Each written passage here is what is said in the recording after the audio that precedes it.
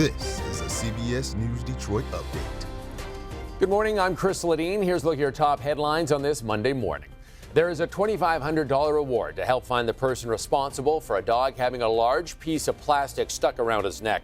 Officials with Michigan Humane think it was a deliberate act of cruelty.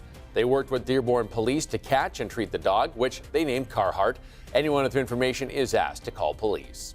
The investigation into what happened to Ashley Elkins is entering a new stage. After searching a Lenox Township landfill for 5 days, police are now having certain pieces of evidence tested to see if there is a link to Elkins' disappearance.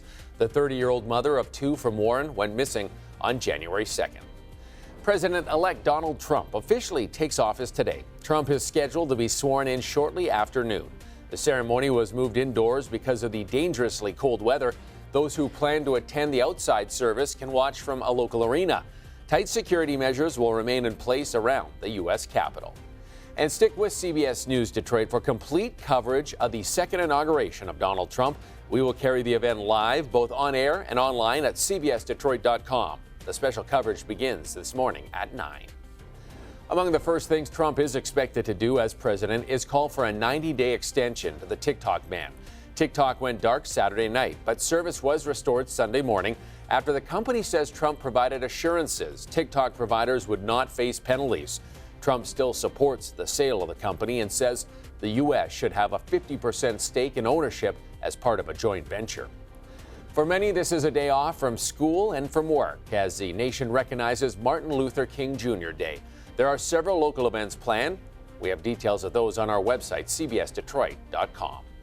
Anyone heading out today is urged to dress in layers and take precautions. There are several warming centers open across Metro Detroit because the area is under a cold weather advisory. Most of the centers will be open until at least Wednesday.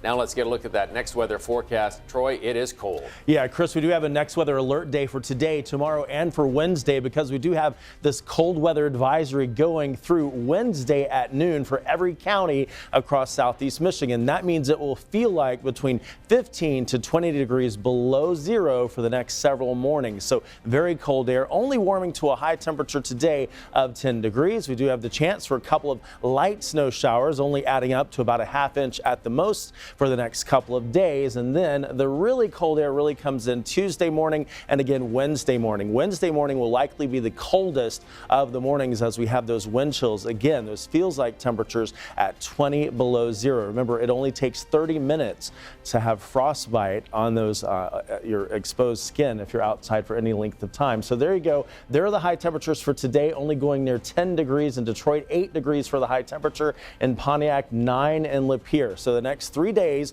we are under that next weather alert because of the extreme cold, only warming to a high temperature of 6 degrees on Tuesday. By Wednesday, a high of 15. But it really is those morning lows that are going to be brutal if you're outside for any extended period of time. Again, feeling like 15 to 20 degrees below zero each of the next few mornings, especially on Tuesday and Wednesday morning. And then we gradually warm after that. We'll think it's a heat wave. By Thursday, a high of 24 degrees going to 26 on Friday, then 30 for the high on Saturday and 31 on Sunday with those morning lows in the teens and 20s, Chris. So the next 3 days, dangerously cold. Back to you. Thanks for that, Troy, and that's a look at your headlines. We'll be back later covering stories that matter to you on air and streaming on the CBS News app and Pluto TV.